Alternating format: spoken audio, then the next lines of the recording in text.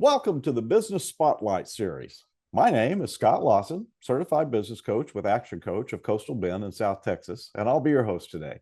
I'm very excited to have our special guest, Mark Murphy, on the show. Mark is the CEO of Claims Connection Group. Today, we're going to talk to Mark about his business, his journey to business ownership, some challenges, some successes, and have him share what it's really like to operate a business as an entrepreneur.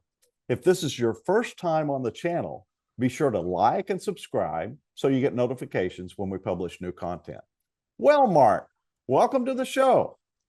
How you doing, Scott? Good to see I'm you. doing Thanks for well. having me. Oh, thank you for being here. We are very pleased to have the opportunity to interview you, and I know that this content will be helpful for those that watch and listen. Can you start off by just telling us how your journey started? Yeah. Can I start from the beginning because it's all leads to where we are now, of course. Great. But I grew up in northern Minnesota, about 100 miles from the Canadian border, and great growing up there. It was awesome, but it was a very small town, uh, and parents were both in the government sector, and so went to high school and graduated there in 2002, and I was taking classes with for internal engine building of all things. So Mm. I went to school to thinking I was going to be a NASCAR mechanic, and so Oh, I got done with that and decided to get the heck out of town. So I moved down to Minneapolis, Minnesota, and took a job as a union mechanic for Chrysler, and loved it for a minute. We were doing very well because, as I don't know if you know this or not, but just for the group, when you're working as a mechanic, you can flag as many hours as you can do. So if you do a job for 1 hour of real time, you can flag 3 hours of work time for paycheck. mm-hmm. So I was doing very well there, especially at 18 years old, 19 years old. And long story short here, but the we had a union, and the sister city St. Paul had another union, and they voted. We voted no, they voted no, and then they reconciled and voted yes. So we sat on the picket lines for about 6 months Mm. with no income, and it was me and another person who were the young guys in the group.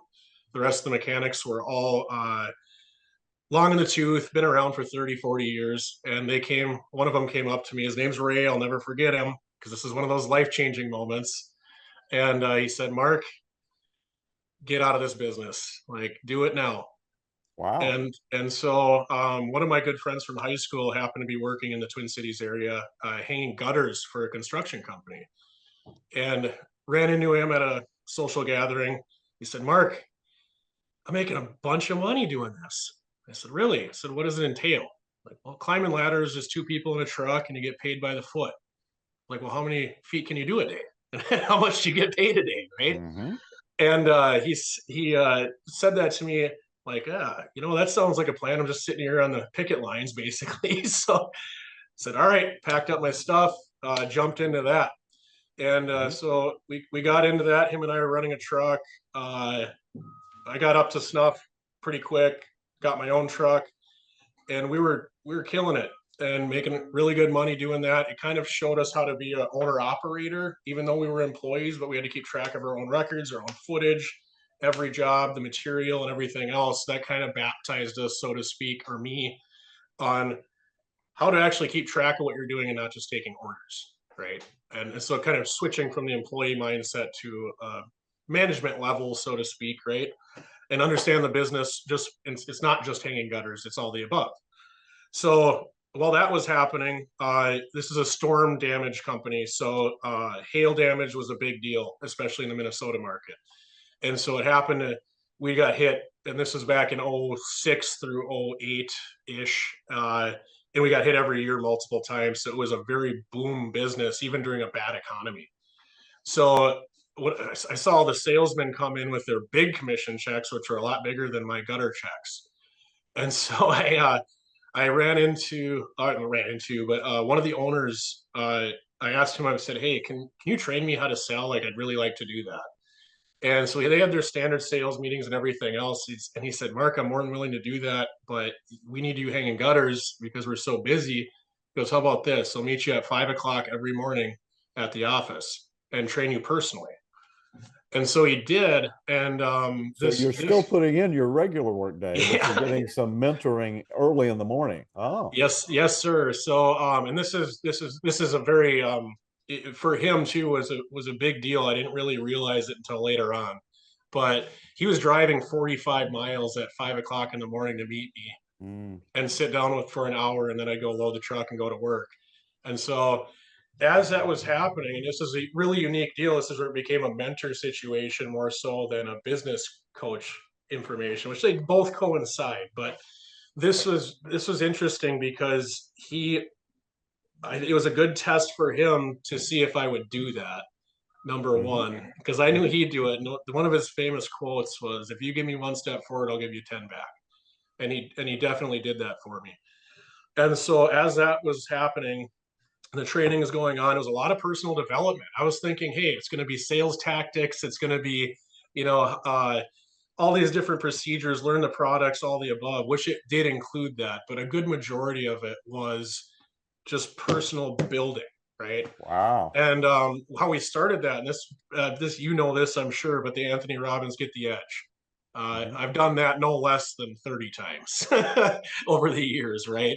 And I look up my old journals every year, and it's awesome to see all that. So I have that from the last 20 years of how all of this transpired. It's kind of fun to go back through that and see Oh, yeah. what was an audacious goal, you know, in 2006, and so on and so forth, and every year surpassing them. But having that data and understanding where you were and where you're going. So that moving forward here, I started. So I do the meetings in the morning, hang gutter during the day till dark or close to it, and then I go out and door knock houses and try to get contracts, right? And so I started getting pretty good at that. And I got enough sales to where it made more sense for Nathan to have me selling than hanging gutters, basically. Right. So I did that, did pretty well there. And just like any other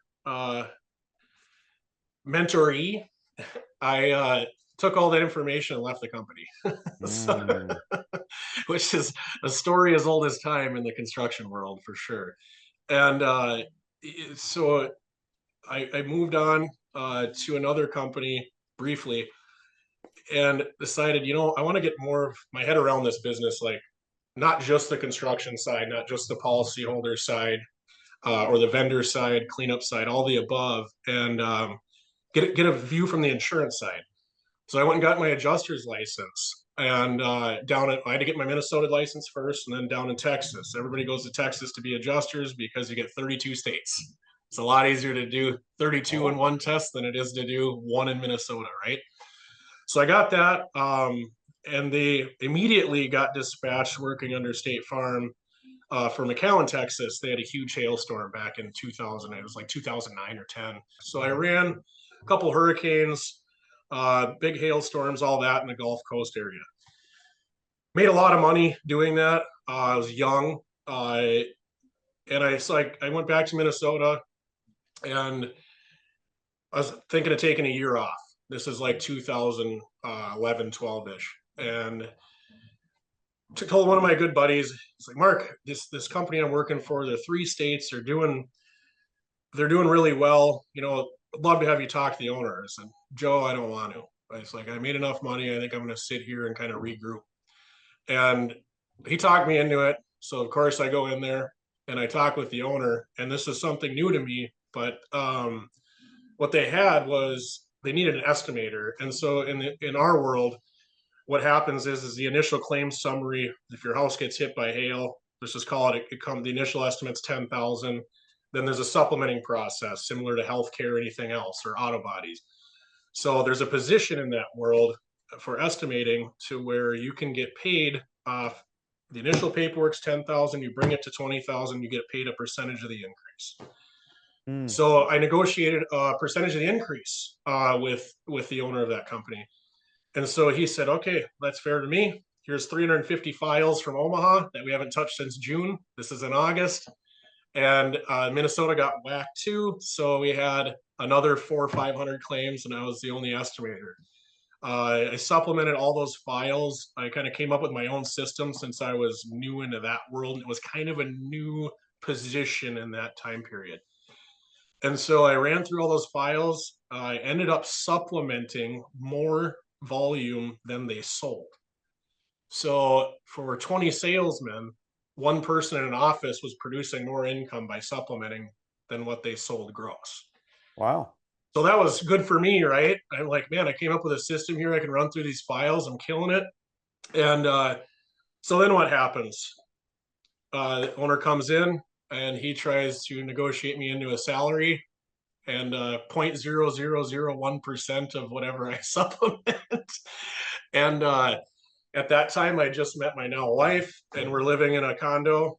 And this is one I'll always remember too, and I think it's a good point because it's kind of one of those deals where you listen to when the universe tells you something.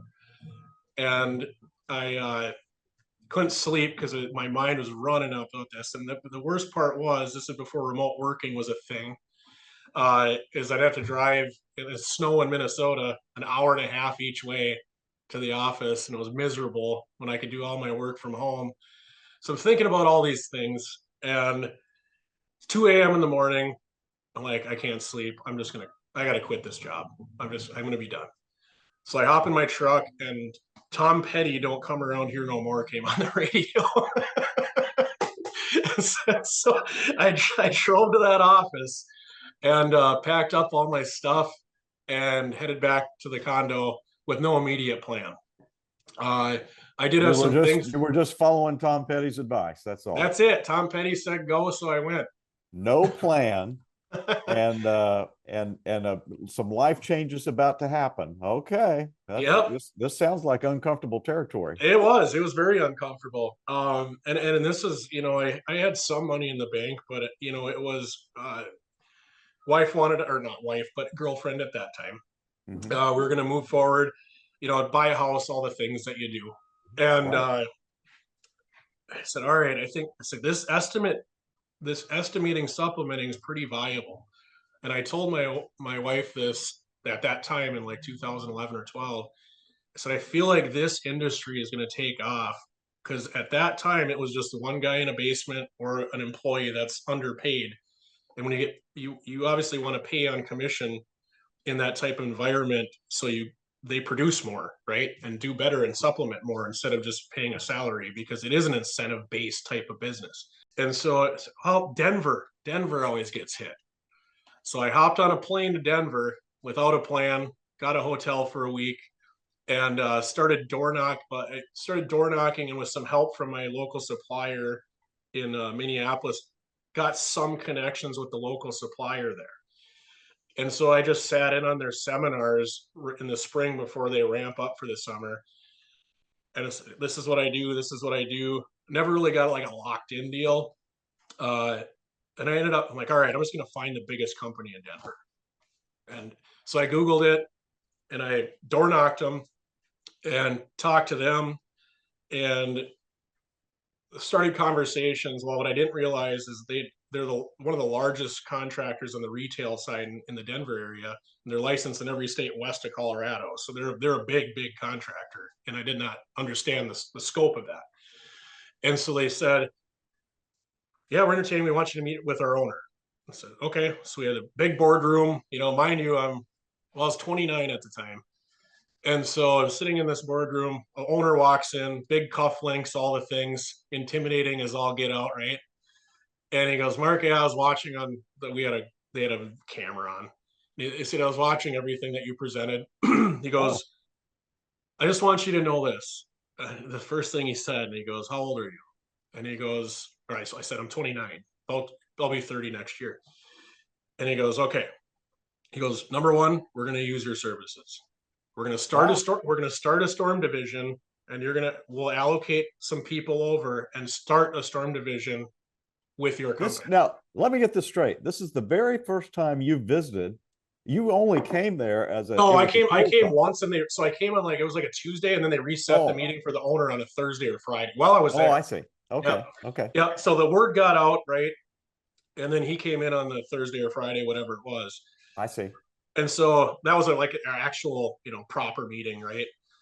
And so he came in and he said that. And he goes, you're 29. I said, yep. He goes, no matter what happens with this deal, you do not take your foot off the gas for the next 10 years. Do not stop, punch it through the floor. I will never forget that. That was another life-changing statement in this journey. Mm-hmm. And I took that to heart big time. And so I was all pumped about that, got them kind of going, came up with my process because I have to get the information I need to do the supplements, and I'm doing it remotely.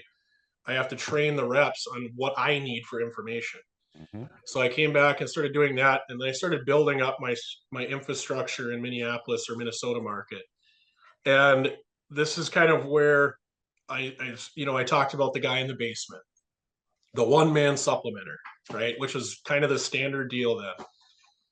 And so I'm doing these estimates. I'm getting more files, and I'm starting to outgrow my capability to sell the business and run the business because one man show at that point. And I had a small customer, and he said to me, because I was charging the increase, I was charging 10%, which is like industry average. And he said, Mark, I'm going to shoot myself in the foot here, but you need to charge more. He says, you need to charge 15. And so I said, well, you know what's all I can do is ask. And so every new customer after that, which thankfully I just started, so I was able to set my price prior to having all these clients. And so I pumped up the price to 15%. And then I was able to scale that business because then I was able to hire adjuster friends, other supplementers, bring them in, pay them a set percentage. And where I was basically, that was a big change. And kind of going into this further as we get into these other businesses, that was a big change for me because it became as a business owner, you're on everything, and you're micromanaging yourself, you're micromanaging everybody else. And believe me, that was that person too. And then I realized I could scale, and then I was okay enough and found the right people to delegate. And once I learned how to delegate, that was a game changer because at that time, then we went to Utah, then we went to Colorado, then we went to Wisconsin, Indiana, Illinois. And so I was able to be the face of the company instead of behind the scenes, right? And we often talk to business owners about get to the point where you're working on the business, not in the business. Right. So often that does require delegating, where yes, some of the things that a solopreneur is doing it all himself or herself. And once they can kind of hand off some of those things so that they're not the boots on the ground, but they're actually able to work on the business. Sounds like you were able to make that transition as you scaled.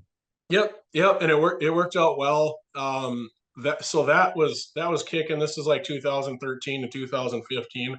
So I'm like, okay, this thing is running pretty good on its own at this point, other than me marketing and doing some management, but hired a bookkeeper, did all the things. I think that's a big point to make here for everybody who's doing this. Don't whine about how much accountants or bookkeepers cost. Would be my number one lesson here. Embrace them. They're more important than a business partner. Let them handle the busy work because you need to focus on the business. And the more time you spend counting numbers and analyzing your own things and trying to be the expert in that field, you're going to fail inevitably, whether if it's a tax issue or anything else, right? And it's taking away time. You can be doing much more productive work. If you're chess clocking things, that adds up, man. And it adds up a lot more than you think. Right. And so if you can't be cognizant of that, then, you need to find somebody else who can call you out on it because it's just the reality of it. And so that transpired into, okay, I got a viable business, got some cash flow going. What's next? Right. So I decided to make the call in like late May of this year and just say, okay, I'm not going to partake in my construction company. I'm going to go into full development every day with these developers.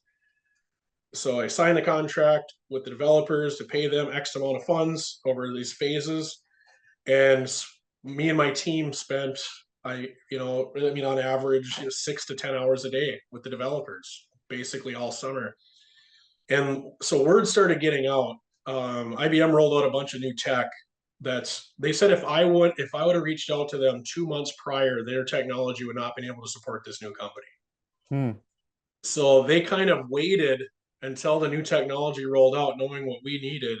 Then we went in. So that took a turn, just like most things, especially this is a new industry. I know mine in and out. This is a whole nother monster for me. So started doing that. And then I got an invite in October to the IBM World Conference in Vegas, and they had me sitting on stage there doing customer success stories. One of our first wins with working with IBM was we're able to automate that process using AI. Mm-hmm.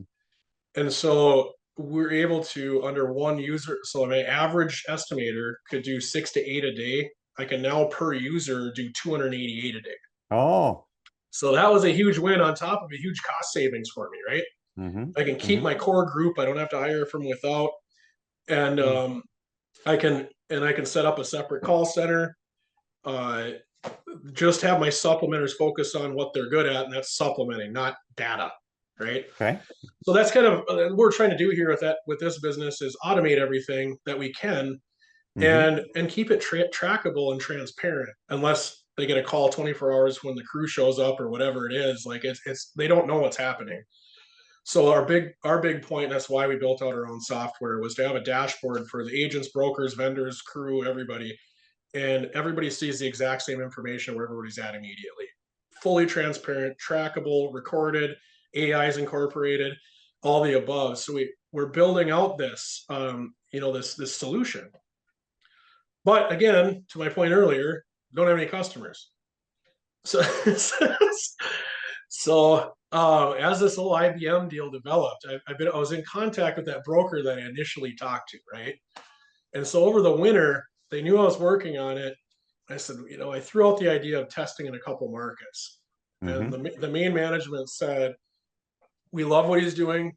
We greatly appreciate it that he's doing it, but don't have him come back unless he can scale nationwide." Mm-hmm. That's what I was told in February and March of this year. Well, now I realize, okay, we're capable of doing this. Like we're now with the tech and the infrastructure that we built out in such a short period of time. In all reality, I mean, we're talking this year, right? And so I reached out to my contacts there and I said, hey, it's probably time we talk here because I'm going to engage with IBM and I'm coming either way.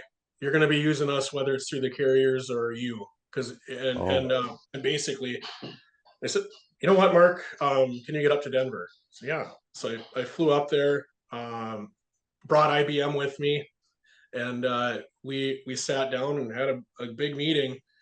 And they came back and said, we're going to start you live in March in 8 states. So so with that being said, as it comes up again, like it's the point of just when you think, but that heavy emphasis, and this is on every side of the fence. Follow up is so key.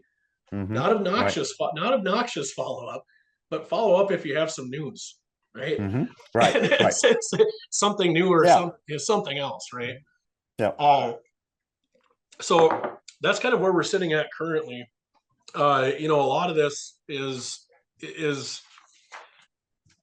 everybody asks me, well, how do you make your decisions? And how do you decide when to pull the trigger? I mean, a lot of it's gut. Yeah. A lot of it's trusting the gut. I hate to say that because it's not. I can't transfer my gut to your gut. But Yep. at the end of the day, I can give you some advice though if you don't have the gut. But a lot of Mm-hmm. people do. And Mm-hmm. so I think going into I think I'm kind of done on the business side, Scott. But kind of going into that level too, like I have Mm-hmm. some advice that I've learned Mm-hmm. Okay. uh, on the personal side to help develop these type of companies. Great. So we talk about tech, and it's the hot topic nowadays, AI and everything else, right? And you and I have had a talk before, right? We all use these techs to be more efficient, but we end up Uh-huh. using so many techs we're not efficient. Right. and so I think is cutting out the noise on the tech side, finding something that's applicable. Don't overdo it. You don't need to. There's a lot of things coming down the pipeline here that a person can embrace and use. That's on the tech side, right? But at the end of the day, we all need people.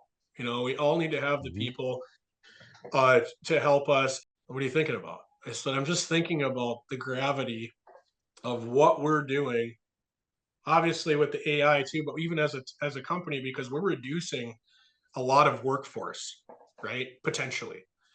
And taking away the work from some adjusters, some inside adjusters, some admin, all these things. So I'm thinking like, man, like we're shaking up a lot of businesses. We really are on a big scale. And it's troubling because if you have a heart, you think about things like that, right? And so you can tell yourself a lie, or you just come up with a plan on, hey, how do we want to look at this, or how do I want to look at this person? And so how I'm looking at that is what I'm doing is I'm taking a lot of these people from these different companies, and we're working under this umbrella, and they're all coming up out of the woodwork, and people from networks of people that I haven't met that have become a very integral part in building this new business, and I'm not paying them.